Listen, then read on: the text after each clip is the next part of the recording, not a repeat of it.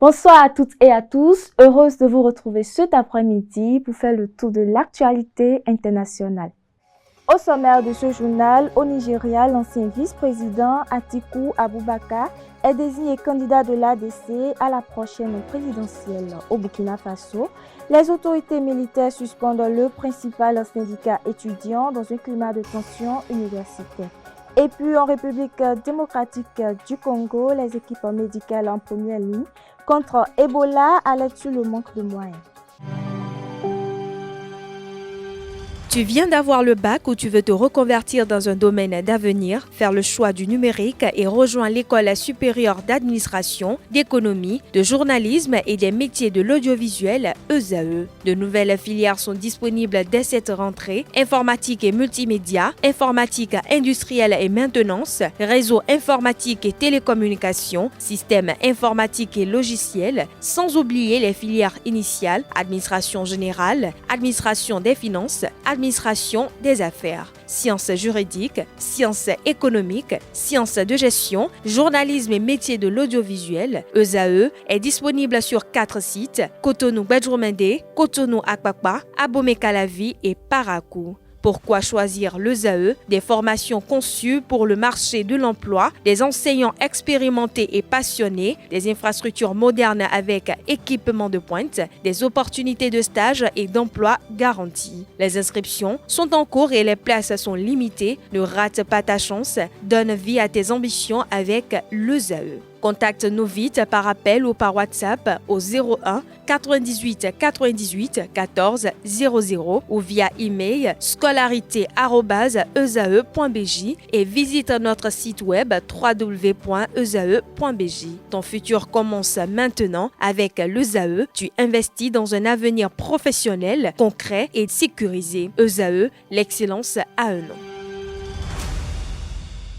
Mesdames et messieurs, à nouveau bonsoir. Comme je l'annonçais en titre, au Nigeria, l'ancien vice-président Atiku Abubakar a été officiellement désigné candidat de l'African Democratic Congress, l'ADC, pour la prochaine élection présidentielle. Plus de détails dans cet élément. L'ancien vice-président nigérian Atiku Abubakar a été choisi une nouvelle fois pour porter les couleurs de l'African Democratic Congress, ADC. Devançant ses deux rivaux lors d'une élection primaire, il s'assure ainsi l'unique nomination présidentielle du parti pour les élections générales de 2027. C'est pour moi un privilège et un honneur exceptionnel de déclarer son Excellence Alhaji Atiku Abubakar vainqueur des primaires présidentielles. Après avoir obtenu le plus grand nombre de voix, et de le désigner par la présente comme candidat à la présidence. Dans son discours de victoire, Atiku Abubakar a félicité le parti d'avoir démontré que la démocratie est bien vivante au sein de l'ADC. Il a également dénoncé les difficultés auxquelles sont confrontés les partis d'opposition et leurs dirigeants dans le pays. Je tiens à exprimer ma profonde gratitude pour le privilège que vous m'avez accordé de mener notre grand parti, l'African Democratic Congress, vers les prochaines élections en tant que candidat à la présidence. Le résultat de cette primaire marque un tournant décisif pour l'ADC à l'approche de l'élection présidentielle de 2027, alors que le parti cherche à se positionner comme la principale force d'opposition capable de défier le président Bola Tinubu et le Congrès progressiste au pouvoir. Toujours au Nigeria, à Lagos et dans plusieurs autres villes, des milliers de musulmans ont célébré l'Aïd el-Kébi. Les fidèles ont pris part aux prières collectives dès les premières heures de la matinée dans un climat de recueillement et de solidarité marqué par des appels à la paix et à la cohésion sociale. Reportage à suivre. Les fidèles musulmans se sont rassemblés mercredi à Lagos pour prier à l'occasion de l'Aïd el-Kébir, l'une des fêtes les plus importantes de l'islam. Vêtus de costumes traditionnels, les pratiquants sont arrivés tôt le matin dans les mosquées et sur les lieux de prière en plein air pour les prières collectives commémorant la fête du sacrifice. Malgré la situation dans laquelle vous vous trouvez, vous ne pouvez pas renoncer à l'adoration d'Allah en pensant que, à cause des difficultés auxquelles vous êtes confrontés, vous ne devez pas adorer Allah le Tout-Puissant. Même si nous sommes confrontés à des problèmes au Nigeria aujourd'hui, la règle et la norme que nous pouvons suivre pour corriger nos erreurs consiste à respecter les règles et les normes d'Allah en suivant ce que le Saint-Coran nous a enseigné, en adorant Allah et en agissant en conséquence. L'Aïd el-Kébir, également connu sous le nom d'Aïd al-Adha, honore la volonté du prophète Ibrahim de sacrifier son fils en obéissance au commandement de Dieu avant qu'un bélier ne soit fourni à sa place, selon la tradition islamique. L'une des raisons pour lesquelles l'Aïd est si important pour nous, musulmans, c'est que nous venons ici pour prier Dieu, pour le remercier de nous permettre de vivre cette belle journée alors que nous célébrons l'Aïd. Une autre signification de cette journée est que nous partageons notre amour avec notre famille. C'est ici que l'on retrouve des personnes que l'on n'a pas vues depuis 1 an et c'est ici que l'on se retrouve pour partager cet amour. L'Aïd el-Kébir est célébré chaque année par les musulmans du monde entier pendant la saison du pèlerinage du Hajj en Arabie Saoudite. Au Burkina Faso, les autorités militaires ont suspendu le principal syndicat étudiant du pays, une décision qui touche un atome majeur de la vie universitaire et qui intervient dans un contexte déjà marqué par des tensions autour des libertés étudiantes et des conditions d'apprentissage. Suivons ensemble. Les militaires au pouvoir au Burkina Faso ont suspendu le plus grand syndicat étudiant du pays et arrêté son dirigeant. Il s'agit de la dernière vague de répression menée par les autorités militaires contre les organisations indépendantes. L'Union générale des étudiants du Burkina, UGEB, a été suspendue pour 3 mois pour apologie du terrorisme par un décret du ministre de l'administration territoriale. Les militaires dirigés par le capitaine Ibrahim Traoré ont pris le pouvoir lors d'un coup d'État en 2022 et mènent une politique de fer contre les voix dissidentes, dissolvant ou suspendant près de 1000 organisations indépendantes ces dernières semaines. Cette mesure à l'encontre de l'UGEB intervient après que le syndicat a dénoncé la semaine dernière des violations des libertés démocratiques, syndicales et politiques et s'est plaint que des citoyens soient enlevés, détenus et maintenus au secret. L'UGEB a également critiqué la junte pour son incapacité manifeste à rétablir la sécurité. En République démocratique du Congo, la lutte contre Ebola reste un défi sur le terrain. Les professionnels de santé déplorent un manque de moyens et d'équipements pour faire face efficacement à la propagation du virus dans les zones touchées. Suivons plutôt. À l'hôpital de Rwampara, dans l'est de la République démocratique du Congo, les agents voient arriver chaque jour de nombreux patients.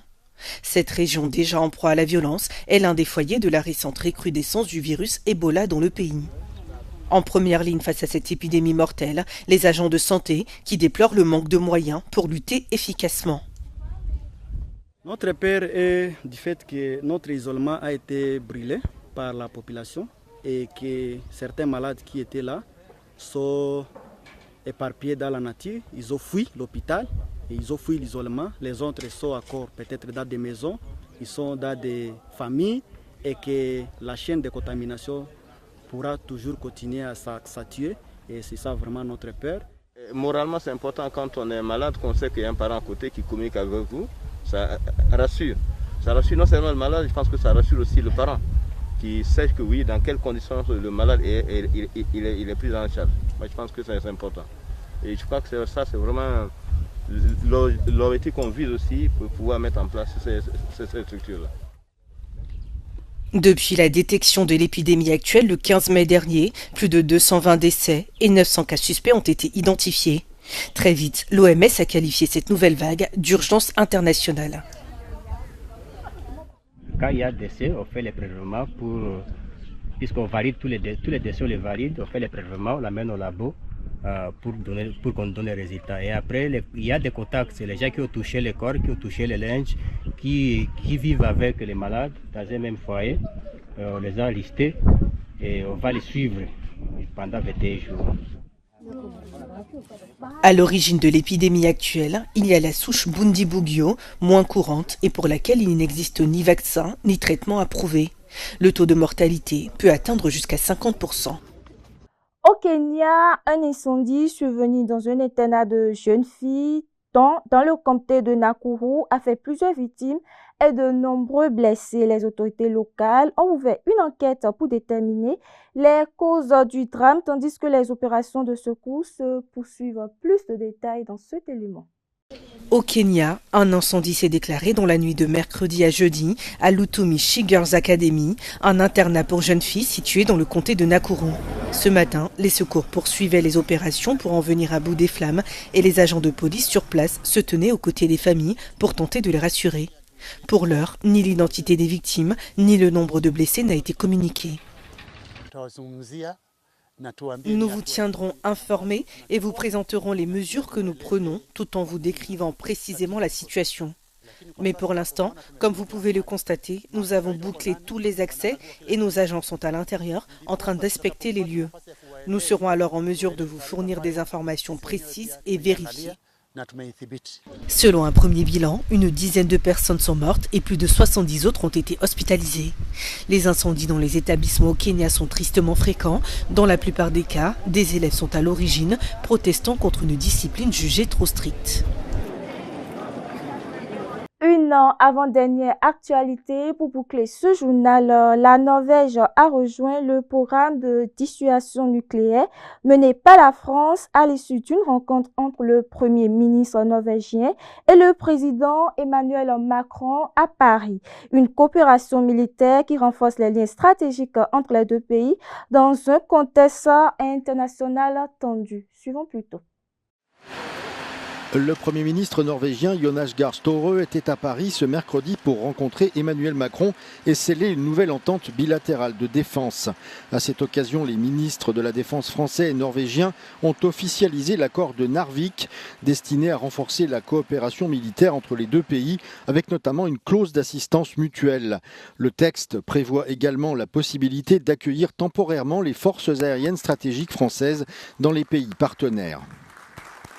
La Norvège, partenaire géographique et stratégique clé avec lequel nous avions déjà des coopérations importantes pour assurer la protection du territoire allié face aux menaces extérieures, représentera une forte valeur ajoutée pour cette dissuasion avancée.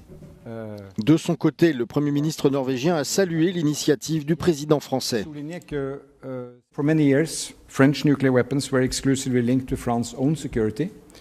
France is now opening up dialogue with close allies on how their nuclear weapons also can contribute to European security, broad sense, and deterrence against military threats.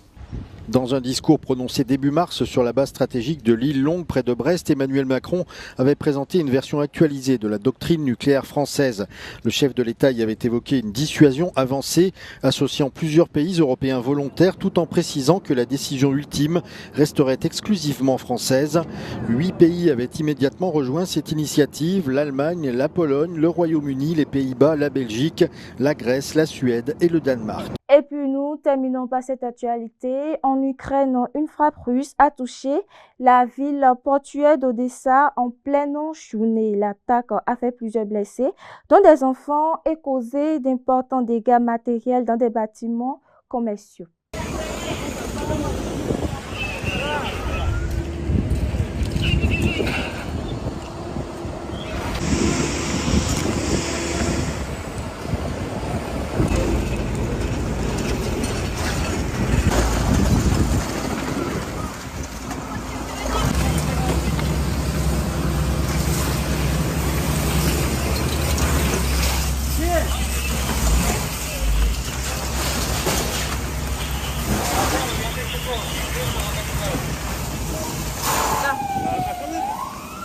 Я журналист, сомневаюсь, чудо покажет.